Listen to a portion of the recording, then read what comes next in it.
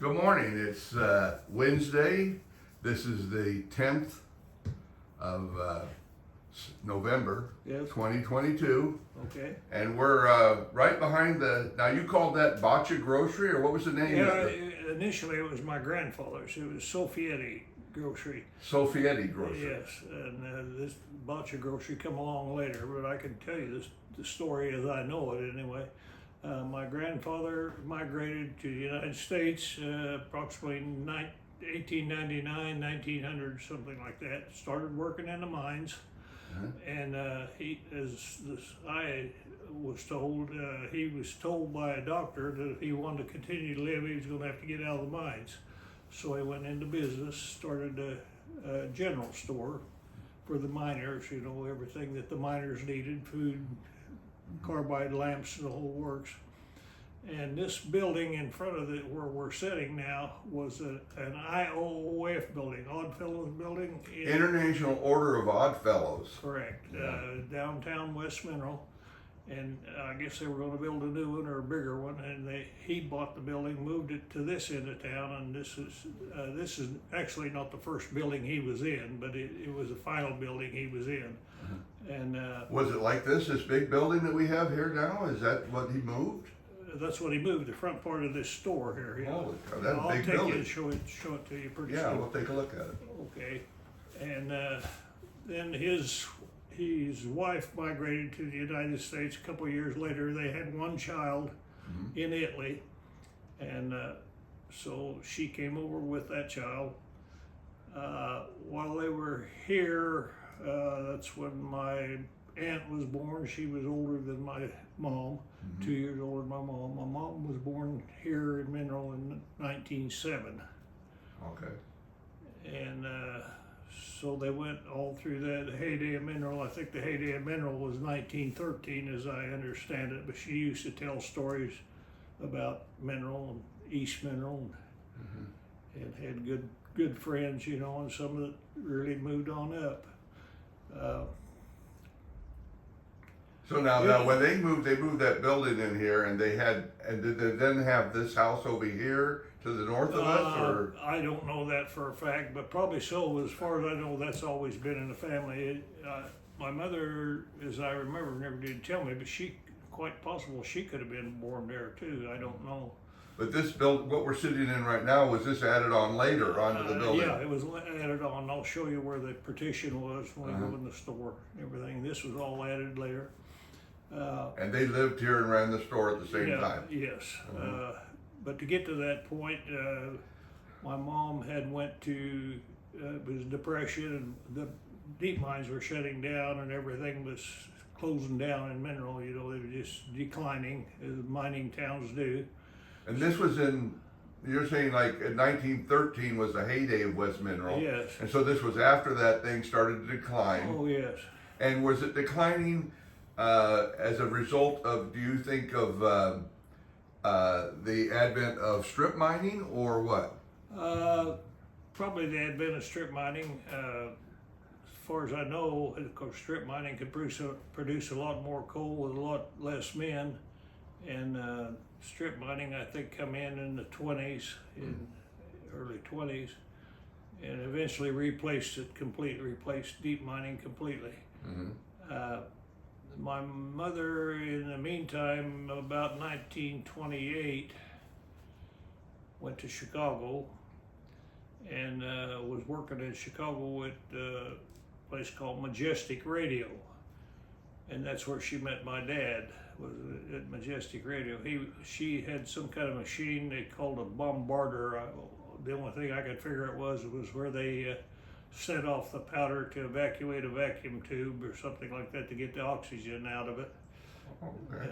And that's just my guess anyway. She was working in a factory making these? Yeah.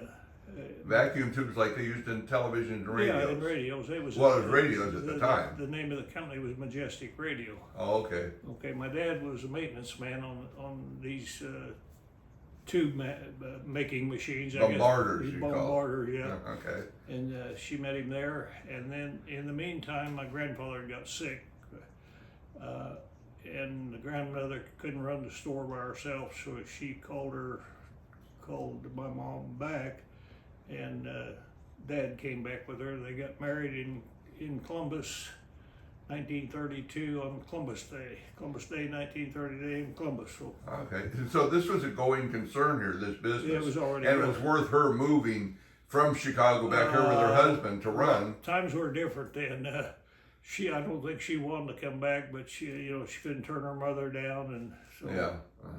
I think she would rather stayed in Chicago. Well, I hear later on, but ended up that way anyway. Well, there were a lot of people leaving this area in Oh, yeah, 1932. yeah, that was the reason she Depression was on. That was the reason she went to Chicago. Her sister had already went there and had a job there, and of course she went on and stayed with her sister, and probably would have stayed there permanently if that hadn't happened. And then Dad came back with her, and of course they were married, and they continued to run the store.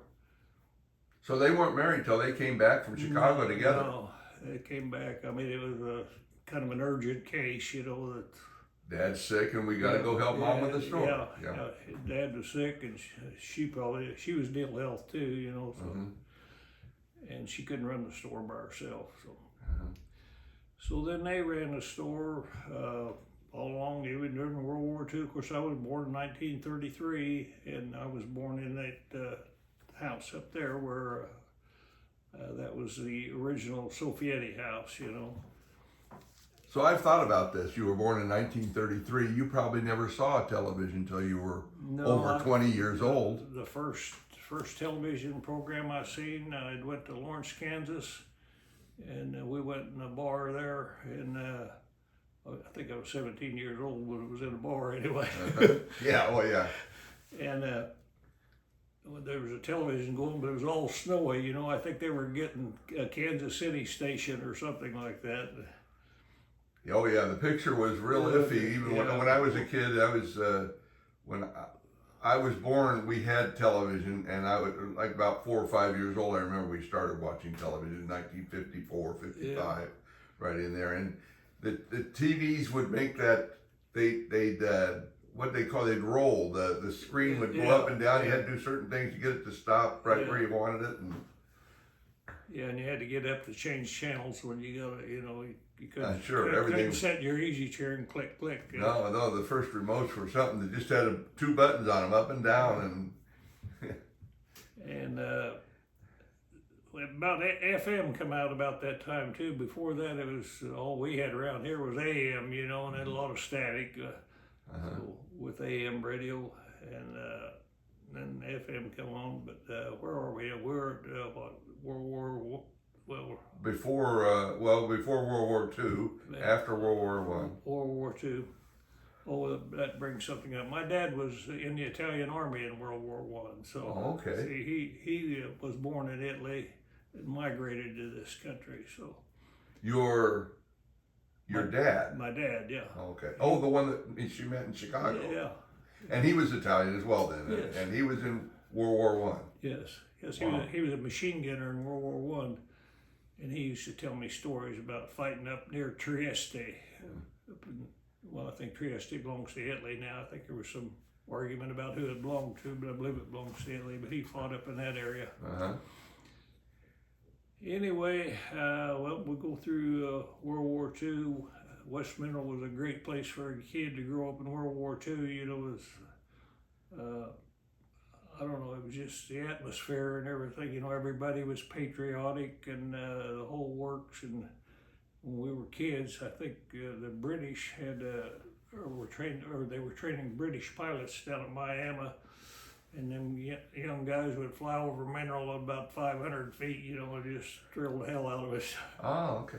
I've heard this story before about the war, and they always, I remember I had a friend named Tom Camp out in Long Beach. He would talk about how terrible the war was. It was terrible. War was terrible. People were dying, and people getting telegrams that loved ones had died and everything. But he said he had more fun during the war than he had in his whole life. Yeah, well, we were at that age. We really didn't understand war, I guess, It wasn't even teenagers when it started, and really didn't know what war was. But everybody was patriotic, and we'd go to school and they'd give us little card there you put dimes in, and when you got 1875, you could get a $25 bond. War bond, you know, that when you saved up.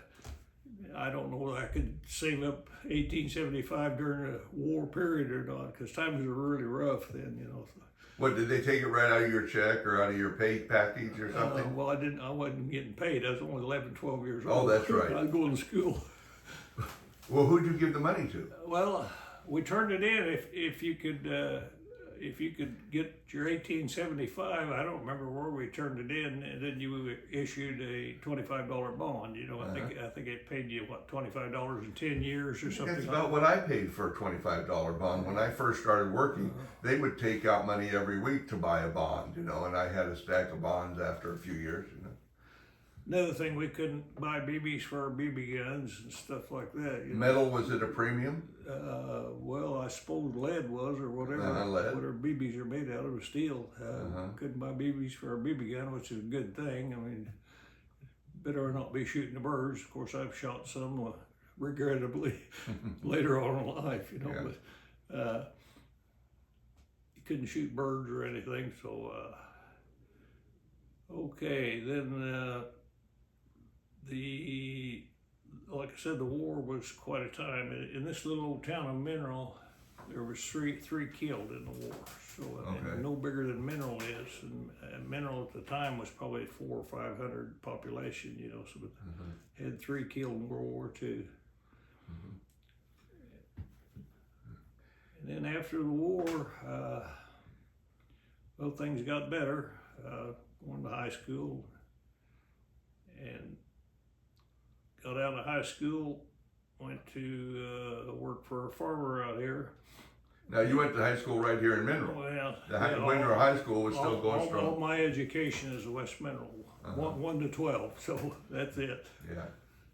In West Mineral. Right out of high school, I went to work for a farmer, and at that time, P&M was putting up Mine 19, the tipple up there. So I told the farmer, I think he had some pull with P&M. I said, boy, I'd like to go to work there. That's where the big money was, you know. So he finally got me a job there on construction while they were putting the tipple together. And you were doing strip mining then? And yeah, that was smaller rigs. Yeah, that was strip mining. The mine that Mine 19 replaced was in East Mineral, and they had dug all this area up, and they moved it toward Hollowell because they dug all the area in between, you know. So now there was the Mine 19 was right here at 40th and 102. That was Mine 15. That was Mine 15 at 40th and 102. Cleaning plant 15. And so the cleaning plant, Mine 19. So they shut this down in 1951 and moved to Mine 19. Of course, I was there, and they started loading coal in September 1951. And now, so when you went and applied for a job, where'd you go? Where was their office that you went to? I didn't apply for a job. No, I talked to the farmer, and he said, go out there a certain day. Oh yeah, and you just start working. Yeah, hell, I don't remember ever applying or formally. Now, were there Social Security numbers then? Yeah. You had your Social Security number when you went to work? Yep. I'm not going to give it on this. So. No, I don't want your Social Security. So it was late enough that you did it. It was after the war, and after the war is when they came up with Social Security. P&M was like a family company. It was really good. Actually, I started working for P&M when I was 13 years old. So, oh wow! They had what they called a farm gang. You know, that area where they were going to or had been mined, they would fence it and put cattle in there and whatever. And so they'd hire us kids to help build the fence. And so the first day I started, I was 13 years old, and the posts, some of the posts we pounded are still in there. I could show you where we pounded the posts. So. And these are steel posts? Steel posts, yeah. And I remember we always thought hedge was the best post, you know, rounds. Well, these things that are going to rust down in no time, you know. So, But they didn't. and they're still out there. Just painted metal like Yeah, T-posts, or they similar were, to what they they were U-posts. U-posts. U-posts at that time. I never seen a T-post till later. Okay. Okay, then I started working P&M on construction, and then after they started loading coal, like I say, most people that work at a strip mine, they wear a lot of different hats. You know, I was a sample catcher, I was a driller, drilled for prospect coal. Then one day they sent me out with the line foreman, the high line foreman, you know, and he had me come along with him to pull stuff up to him up the pole. I said, boy, I'd like to do that. He threw me the hooks, go ahead, you know, so that's how I got in the electrical department. And then went on to take some correspondence courses and got to be electrician. And I was electrician on the 950B, which was a 33-yard line, 33-yard shovel that preceded Brutus. And the name of it was the 39B? It was the 950B. 950B. And was that also Bucyrus area? Yes, yes. There's pictures of it out at Brutus. So. But that's the one I cut my teeth on. The electrician there broke me in, and I replaced him. As, of course, at that time, it was a 24/7 day a week job, 24 hours, 7 day a week. You know, you go to work and come home, and if they needed or if something went wrong electrically, well, you got the call, regardless of the weather or time of the day or anything. Now, you always had a phone coming up and later. When I lived up here in the house next door to the one up here, had telephone. I mean, like a wall phone, you know. One of the crank phones, you crank the operator. Initially, it was that. They had the central office downtown, you know, and that was replaced soon after, though it wasn't long after that. So stayed there a while, and then Brutus came in 1962, and construction, we were in on the construction of it, and I moved to Columbus about that time too, 1963 I think it was. Brutus started operating in 1963, and I was fortunate. I got to work with the General Electric engineers and the Bucyrus engineers during the building and startup of it, and got a lot of experience from that. I was on Brutus the night they started the generator sets for the first time. Now, you were hooked directly into the electric company? Yes. Right off the poles? I think it was a dedicated line from Empire District in Riverton, coming on a steel tower line. Our line was on the north side of the tower. And I believe it was a dedicated line. I don't think anybody else was on it, but I don't know that for sure. And then it came down to a 69,000 volt. It was transmitted at 69,000 volts. Come down to a 69,000 volt transformer, and was reduced to 7,200. And we had a little bit of 69,000 volt high line, but not a heck of a lot of it.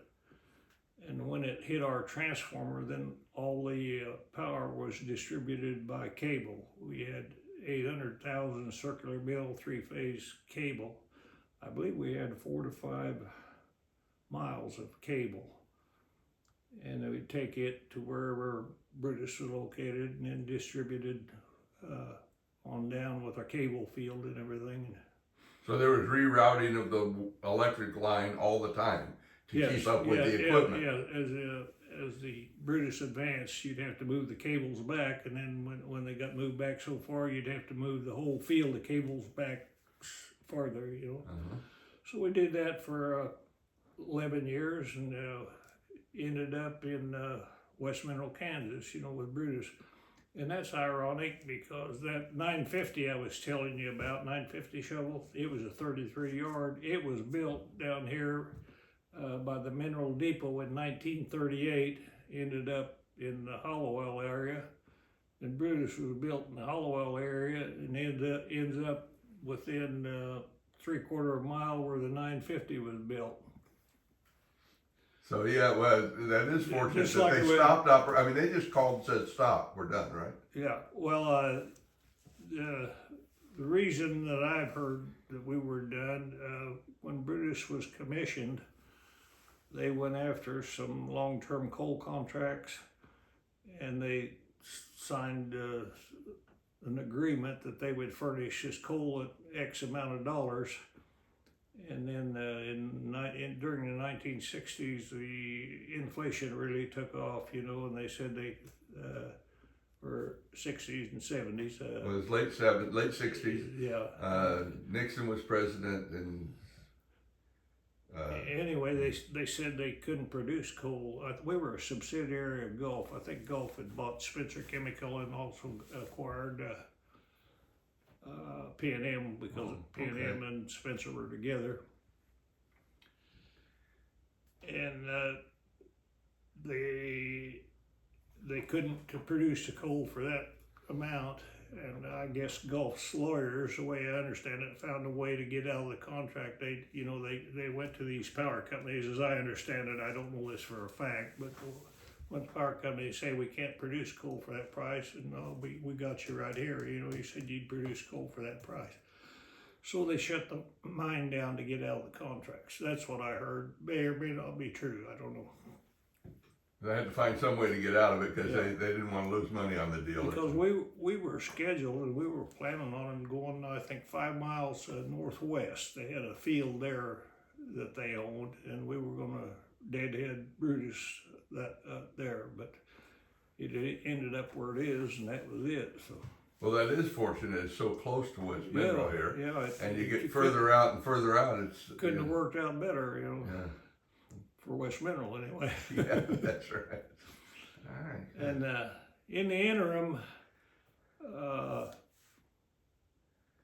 it was always a popular site. Even when we were building Brutus and first starting up, things weren't as strict as they are now. You know, people would come out on the Sundays and whatever. They just practically camp out there and watch the going on, and when we started up and everything.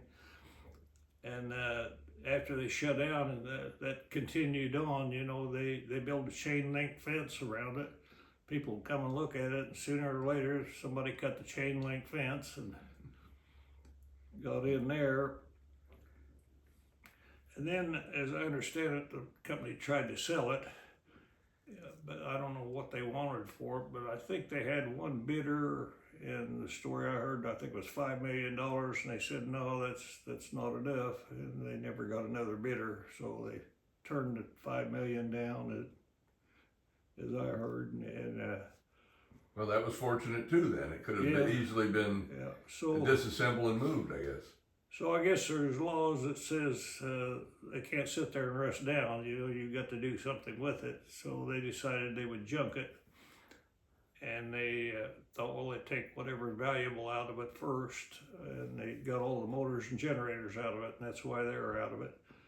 But I think they tried to get somebody to take it for junk, and nobody wanted it, you know, because it would cost more to cut it up than they could get out of the junk.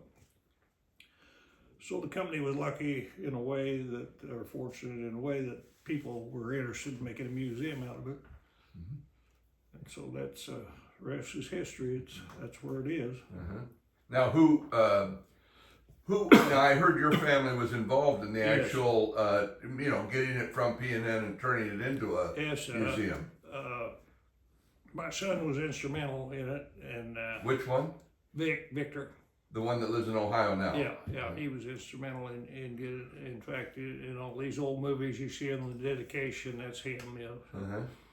And Pittsburgh, as I remember, Pittsburgh was they was wanting to tear it down and move it to Pittsburgh. You know, which would be highly unlikely. Well, and that's what they're doing with our Cherokee County shovels now. There's one Cherokee County shovel in front of the Crawford County History Museum, and now we're going to move another Cherokee County shovel up by the Miners Hall. So this seems to be a pattern.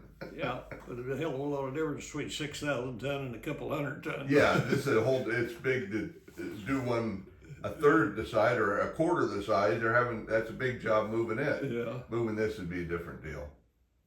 Well, I'm not saying it couldn't be done, but it would be more than anybody'd want to write a grant for them saying. I can't imagine. Anyway, him and Lou Nell Bath got together. Lou Nell was instrumental in it as well as my son, and of course local people were mostly for it, you know. So that's where it ended up where it is.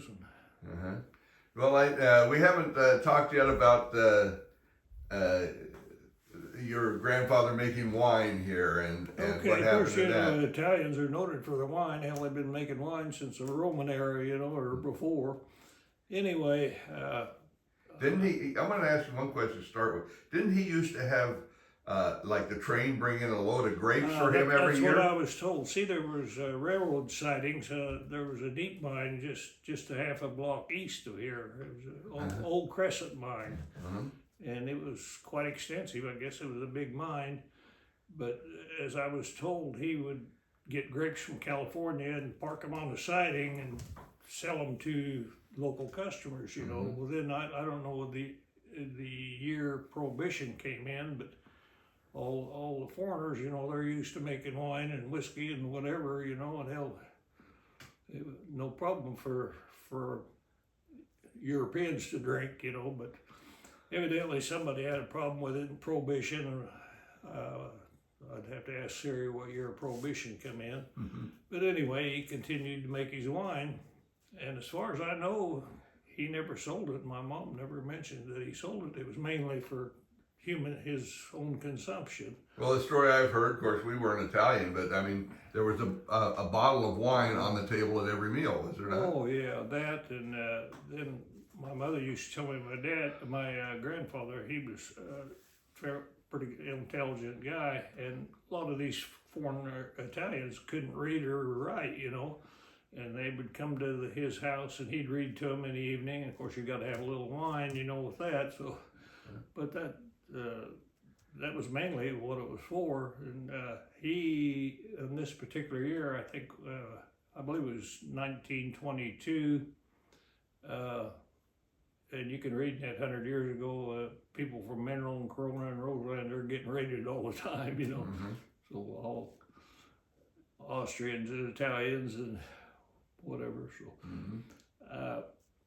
but anyway, in 1922, I believe it was September, October, they raided his cellar, and in the article, in a 100 years ago article, they make it sound like that the cellar was at the store here, but we don't have a cellar here. The cellar was up at his wine cellar was at where his residence, and they went there. They broke 40-gallon barrel of wine and 40-gallon of wine in bottles, and all the empty bottles they could find. And my mother would tell me this story, so that she would have been about 12, 13 years old, as I remember it. And whenever she would tell me the story later on in life, she would start crying, you know, because her and her mother had to clean up that whole mess. And there was 80-gallon wine in the cellar, and there was no electric pump to pump that out. You know, they had a pitcher pump, and that's how they drained the cellar and clean up all the glass and everything. So, but the newspaper article, I guess, is mostly right, except the location. It wasn't at the store here. It was at the house. Now, did he get back to making wine after that? I imagine so, because later on, and I don't know the story on it, he got a 1927 Studebaker confiscated from him. It was around Cherokee. I don't know that he was getting wine, taking wine, or what the story was. My mother had, I think, left to go to Chicago about that time, and I don't have much detail on that other than they took the car away from him. I know in old family photographs, I can see the 1927 Studebaker, and then that's the end of it. You know, you don't see it later on. So. Mm-hmm. Well, thank you very much. That's some interesting memories of Okay. the family here. It's Yeah, I enjoy reading that 100 years ago, but some of the people I've heard them talk about when I was a kid, you know, getting mentioned about they got busted, you know. well, even in my family, of course, we're more of Irish English descent, Yeah. but I know the names of several people involved in making what they call bathtub gin. You know, Yeah. if they could get hold of some sugar, they would they'd make it right in a bathtub. They'd put the sugar and whatever else it took, yeast or whatever, and make well, they were making a bathtub gin is what they were making. They weren't making beer. They were making gin or some sort of. When you talk about bathtubs, it's not in the bathtub you're talking about now. You're probably talking about a number 2 or 3 wash tub. That was my bathtub when I was a kid. Oh, okay. Well, I don't know. Yeah, I don't know what exactly year it was that I was being told about, and you know, and I don't want to mention the names because there's still a lot of sensitivity in this area. Yeah. You can't mention certain guys that lived in Frontenac and what they were up to. Yeah. It's just something you don't talk about. These guys were involved in stuff, and people don't talk about that anymore. Yeah, that was the bone dry law, I guess, you know, and they enforced it. So Mm-hmm. I think they went out in 1933, didn't it? I think so. I hate to say because it's, but I think it was 1918. Prohibition started, and I think it was done in like 33 or so, something like that. But yeah, okay. Well, you got anything else you think you need to tell us about? Well, I'll show you a few artifacts. I'll show you a map of East Mineral and West Mineral. You can't believe, you know, people ask, well, how come it's West Mineral, no East Mineral? Well, there was an East Mineral one time, and when you look at the plat, it's darn near as big as West Mineral. So. Yeah, okay. Yeah, there's still, what was it, Fidelity or Fidelity Coal was out there up north in Stone City, north of East Mineral. And my mother grew up with you might have heard about Mary Molick or Mary Jug. She was a real intelligent girl, and they had moved her up a class or 2, which put her in the class with my mother, and they were both in the first graduating class of Mineral High School. okay. But later on, she married a publisher and went to Chicago, and she wrote several books, I think, and one of them was Immigrant Woman. And the story is about her mother, not so much about her, but about her mother. And her mother came from Slovenia, I believe, to meet a guy in Chicopee. And as I remember, I think she would come over here and was, you know, spent all her money, and it's always thought that the United States was lined with gold, the streets were lined with gold, and found out different when she got there and didn't have money to go back. So These stories persist. yeah. But I think about your grandmother who was still in Italy with a child, Yeah. and your grandfather being here, and your mother traveling here, and probably alone with her child. Yeah, with the child, yeah. And that took a lot of nerve. Yeah, there was immigrants. See that picture up there on Ellis Island? Oh, that's Ellis Island there? Yeah, that's Statue of the Liberty wall. and all that. Yeah, I've got my grandfather and grandmother on there, and my dad. So. Okay, well, I'll take a picture of that too. Okay. Let's see if we can. I'm just going to move the camera over here a little bit and see if we can't pick that up. See that? I'll take a picture of that and Okay. have that. Yeah, okay, good. Yeah, it's Mike and Teresa Sofietti. Okay. I think about them, and you talk about the streets being lined with gold. I remember that in San Diego, where I was born and raised for first few years of my life, my mother told the story about the Filipino lady that moved in across the street, and she was sure that America was great. She wasn't here a week. She won a washing machine.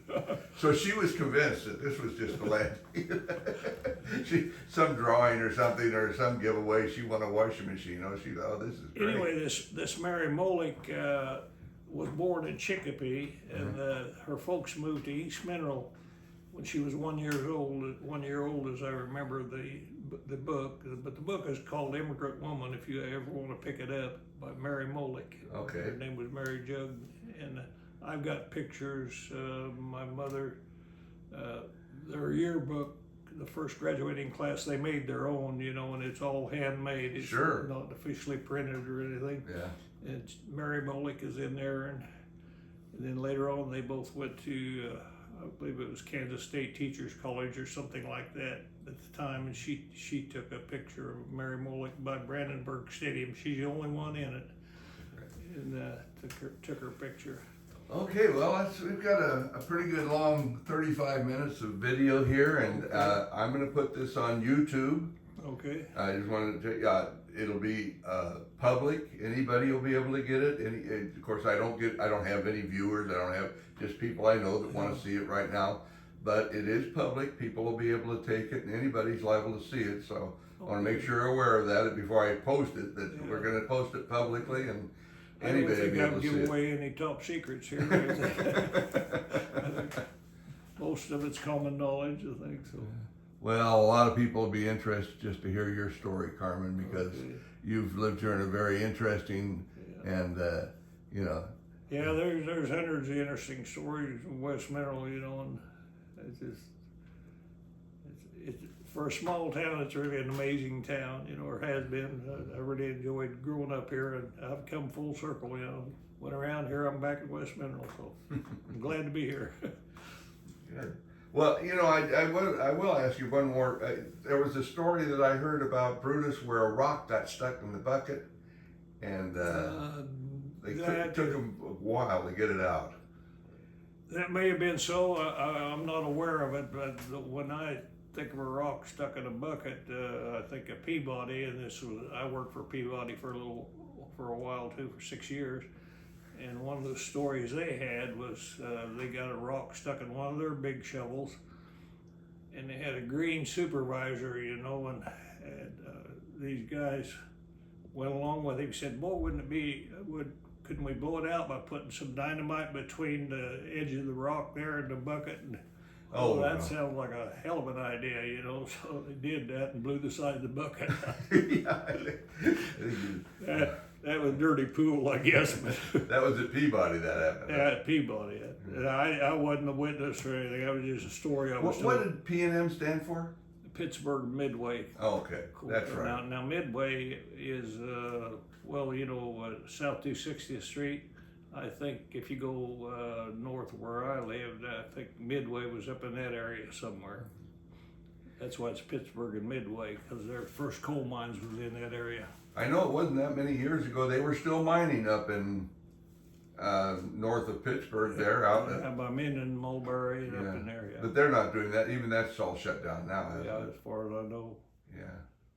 Okay, well, thank you, Carmen. That's very good. I appreciate it. Okay. And maybe I'll learn how to edit things one day. I'll get this into some form where we can use it. Thank you, sir. All righty.